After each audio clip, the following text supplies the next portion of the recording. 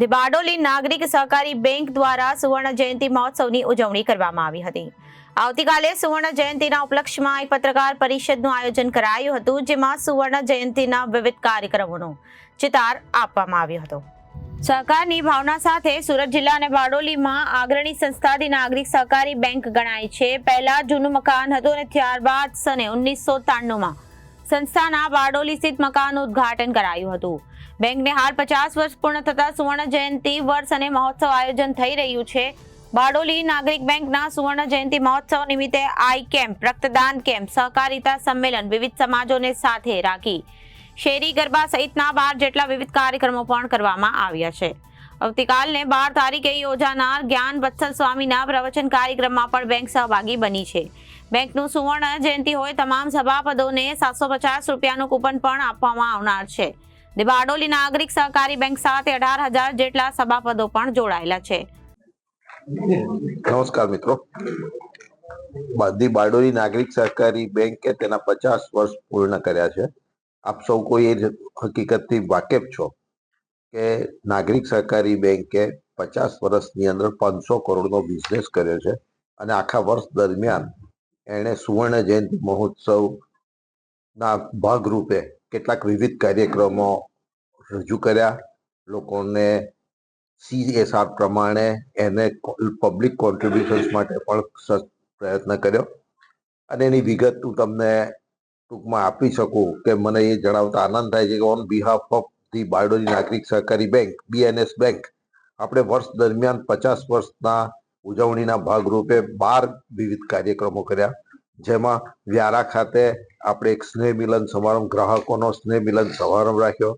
તે જ રીતે સુવર્ણ જયંતિ મહોત્સવ નિમિત્તે આપણે આઈ કેમ્પ રાખીને કમસે કમ 400 થી 500 લાભાર્થીઓને આપણે એ આઈ કેમ્પનો લાભ આપ્યો। બ્લડ ડોનેશન કેમ્પ પણ રાખ્યો। તદુપરાંત સુવર્ણ જયંતિ નિમિત્તે સ્પેશિયલ લોન સ્કીમો, ઊંચા સિનિયર સિટીઝનોને સારું વ્યાજ મળી શકે એવી સ્કીમો પણ મૂકી અને બેંક તરફથી એના 50 વર્ષના કાર્યકાળ દરમિયાન જે કંઈ કાર્યવાહી થઈ તેના ડોક્યુમેન્ટરી ફિલ્મ બનાવી અને એ ડોક્યુમેન્ટરી ફિલ્મના માધ્યમથી બેંકનું એકત્રિત કરીને ગ્રાહકોના અભિપ્રાયો લેવાના, ગ્રાહકોની આ બેંક વિશે શું માન્યતા છે, એને કયા પ્રકારના લાભો મળ્યા છે, એની ડોક્યુમેન્ટરી ફિલ્મ વિસ્તારપૂર્વક આપણે તૈયાર કરી શક્યા છીએ। એ જ રીતે રિઝર્વ બેંક ઓફ ઇન્ડિયાના ડિરેક્ટરની હાજરીની અંદર આપણે સહકારિતા સંમેલન યોગ્યું હતું અને એની અંદર સહકાર ભારતીના રાષ્ટ્રીય અધ્યક્ષજી હાજર હતા। તે જ રીતે મહામંત્રી શ્રી પણ હાજર હતા એટલે રાષ્ટ્રીય કક્ષાના આગેવાનો જે છે એની ઉપસ્થિતિની અંદર બારડોલી અને સુરત જિલ્લા અને તાપી જિલ્લાના તમામ સહકારી આગેવાનોને નિમંત્રિત કરી અને એમને માર્ગદર્શન પૂરું પડ્યું હતું।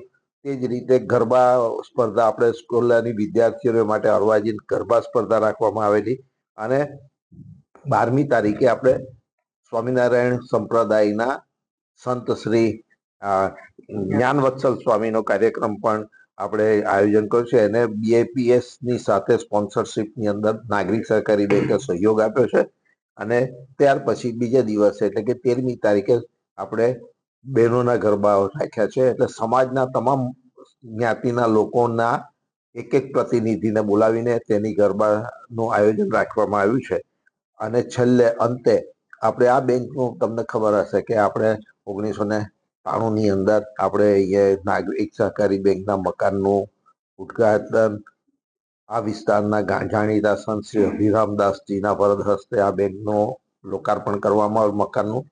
એઓને જાન્યુઆરી માસની અંદર બોલાવીને આપણે આ કાર્યક્રમની પૂર્ણાહુતિ કરીશું।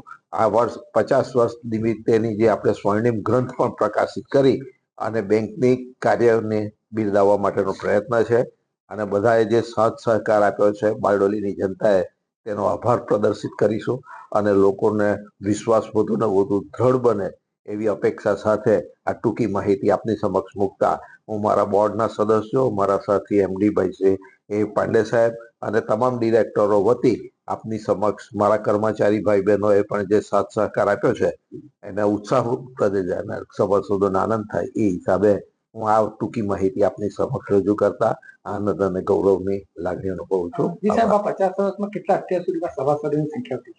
18,000 સભાસદો. અત્યારે આપણી બેંકની અંદર કુલ 18,000 સભાસદો છે અને એઓને 750 રૂપિયાની ગુપ્ત કૂપન પણ આપવાના છીએ કે જેથી તેઓને પોતાની મરજી મુજબની વસ્તુ એઓ કરી શકે. રિપોર્ટર ક્રિસ્તા સોની, જનાદેશ ન્યૂઝ, બારડોલી.